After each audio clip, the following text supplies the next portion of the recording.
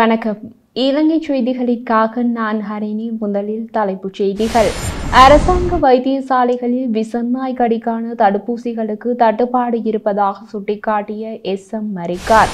நாட்டின் கல்விக் கொள்கை மாற்றத்திற்கான முக்கிய அறிவிப்பை வெளியிட்ட பிரதமர் ஹரிணி அமரசூரிய. கனேமுல்ல சஞ்சீவ கொலை சம்பவம் தொடர்பில் முக்கிய ஆதாரங்களை வெளியிட்டுள்ள போலீஸ் ஊடக பேச்சாளர் புத்திக மனதுங்க. இனி விரிவான செய்திகள். எதிர்வரும் சிறுபோகத்தின் போது வயல் நிலங்களுக்கு தேவையான உரத்தை தட்டுப்பாடின்றி தொடர்ச்சியாக வழங்குவதன் அவசியத்தை ஜனாதிபதி வலியுறுத்தியுள்ளார்.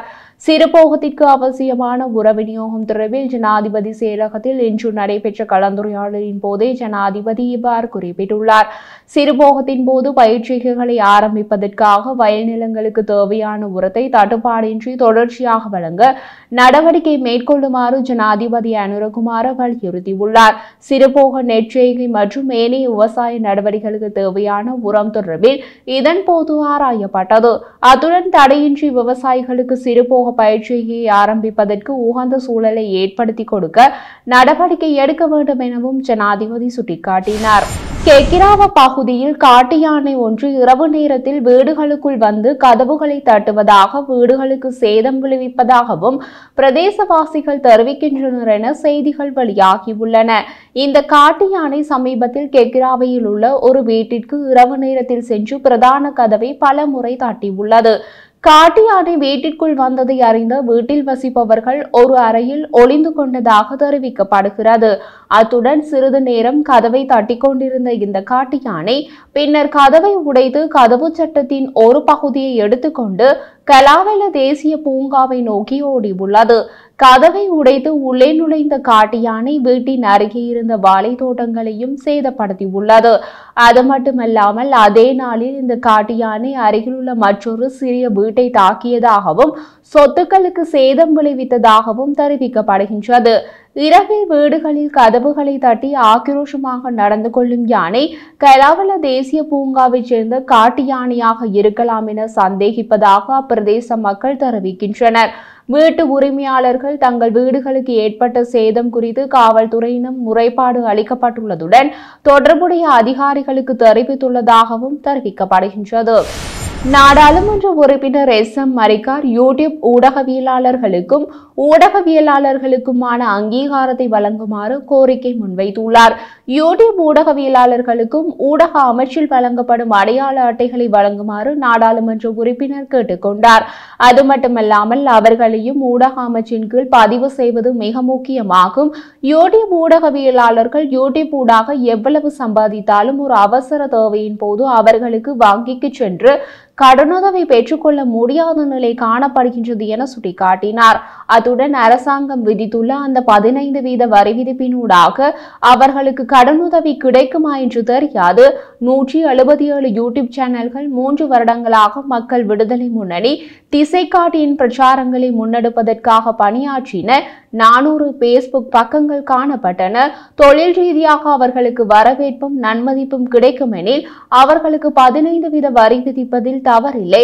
அதனால் யூடியூப் ஊடகவியலாளர்களையும் ஊடகவியலாளர்களாக அங்கீகரிக்குமாறு நாடாளுமன்ற உறுப்பினர் எஸ்.எம். மரிக்கார் கோரிக்கை முன்வைத்தார்.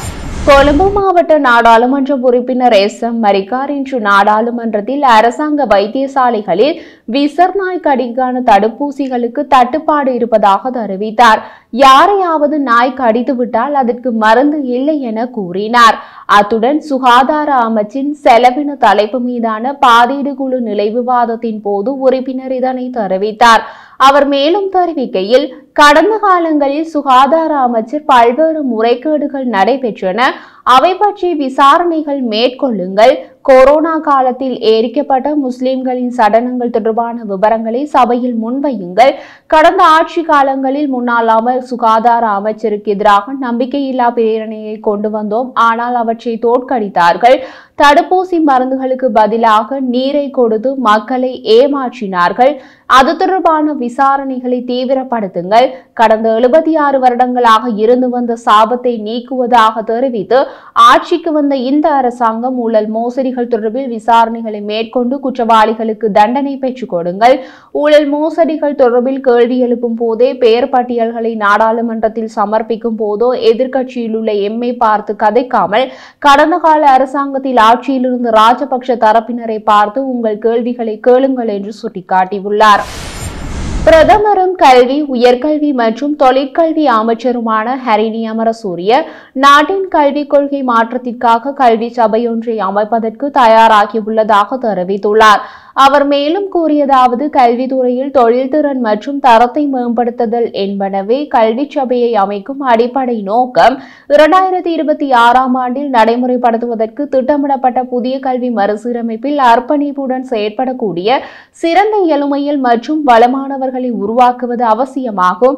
அத்துடன் புதிய கல்வி சீர்திருத்தத்தின் கீழ் தரம் 1 மற்றும் 6ஆம் பாடத்திட்டங்கள் மாத்திரம் முழுமையாக மாற்றப்பட உள்ளதாக அறிவிக்கப்பட்டுள்ளது.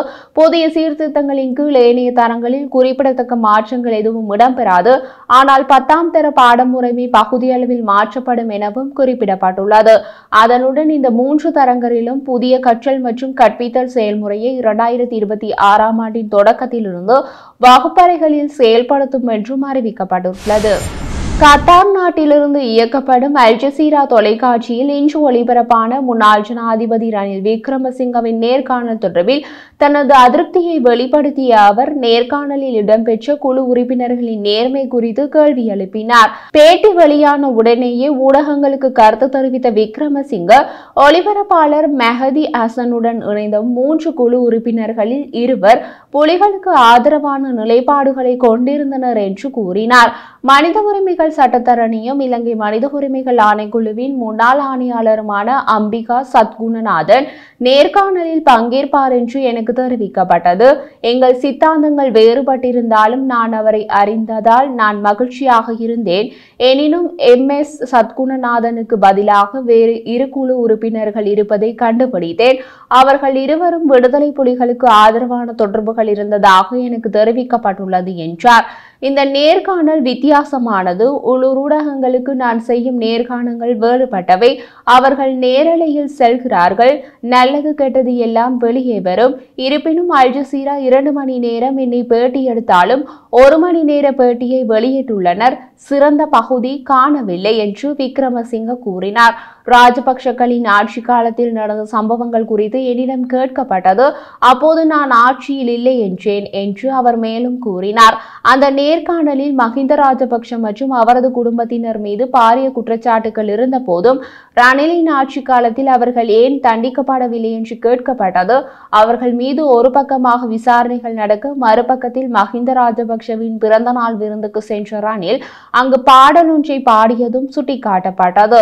நட்பு அடிப்படையில் மஹிந்தவின் பிறந்த நாள் விருந்துக்கு சென்றதாக ரணில் தெரிவித்திருந்தார். கனேமுல்ல சஞ்சீவ கொலை சம்பவம் தொடர்பில் கைது செய்யப்பட்ட சந்தேக நபரே துப்பாக்கிச்சூடு நடத்தியவர் என்பதற்கான போதிய ஆதாரங்கள் கிடைத்துள்ளதாக போலீஸ் ஊடக பேச்சாளர் புத்திக மனதுங்க தெரிவித்துள்ளார். கனேமுல்ல சஞ்சீவ கொலை சம்பவம் தொடர்பில் கைது செய்யப்பட்ட சந்தேக நபரின் கைரேகைகள் மற்றும் துப்பாக்கியில் காணப்படும் கைரேகைகள் பொருத்தப்படுமா என கேள்வி கேட்கப்பட்ட போது அதற்கு பதிலளித்த காவல்துறை ஊடக பேச்சாளர், அவர் நடந்து சென்ற விதம், கையடக்க தொலைபேசி, முக அடையாளங்கள் மற்றும் விஞ்ஞானபூர்வ சான்றுகள் மூலம் துப்பாக்கிச்சூடு நடத்திய குறித்த நபர்தான் என்று தெரிய வந்துள்ளது. இதேவேளை கனேமுல்ல சஞ்சீவ துப்பாக்கிச்சூடு சம்பவம் தொடர்பாக துப்பாக்கிதாரிக்கு உதவி செய்த இஷாரா செம்மந்தி தற்போது தலைமறைவாகியுள்ளார்.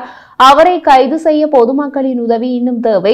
பொதுவாக உலகில் எந்த ஒரு போலீசாருக்கும் குற்றங்களை மட்டும் கட்டுப்படுத்த முடியாது என்றும் இதற்கு பொதுமக்களின் ஆதரவு தேவை என்றும் அவர் சுட்டிக்காட்டினார். பொதுமக்களின் ஆதரவை பெறும் நோக்கத்திலும் அந்த நபருக்கு நன்றி தெரிவிக்கும் முகமாகவும் இஷாரா செவ்வந்தி கைது செய்வதற்கு வழிவகுக்கும் தகவல்களை வழங்குபவருக்கு 1.2 மில்லியன் ரூபாய் வெகுமதி வழங்க தீர்மானிக்கப்பட்டுள்ளதாக ஊடக பேச்சாளர் தெரிவித்தார்.